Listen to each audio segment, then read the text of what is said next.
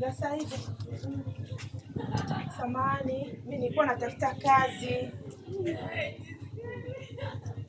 Unatafuta kazi hivi ulivyo?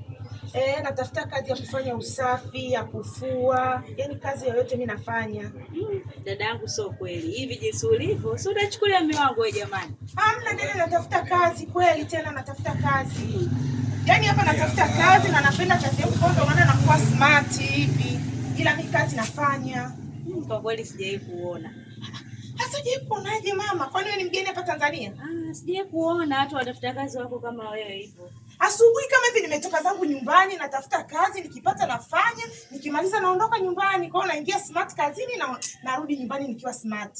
Kwa kweli hapana. Hapa kazi zipo lakini kajaribu sehemu nyingine. Sasa unaninyima kazi dada, ulikuwa unataka nije hapa uchi? Kwa hivyo ulipovaa dada hata unishauri. Ni kipi cha ajabu kilicho viatu tu, hii nguo, hii hivi naviweka pembeni vyote, nafanya kazi usafi, kila kazi zote nafanya. Na niko tu vizuri. Utanichukulia mume wangu? Kwa hiyo huyo mume wako hawezi kuchukuliwa sehemu nyingine mpaka uje uisi ndio anataka kukuchukulia? Kwa kweli hapana. Wewe sema hauna kazi, hauna hela, sio kwamba una nini.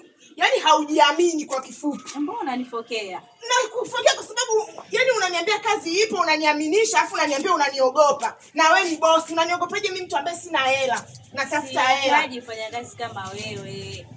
Kwa hiyo mimi hapa nina utofauti. Utofauti sijui kwangu mimi, labda na utofauti huko. Sema una hela. Nenda bwana. Una hela. Muone. Ni upo hivyo umpendeza mko boss. Fanya kazi una shepu, hata mimi shepu yenyewe hata una hela. Yaani hayo mengine yaache, ila sema una hela. Kwa hiyo nikija na dela utanipa kazi?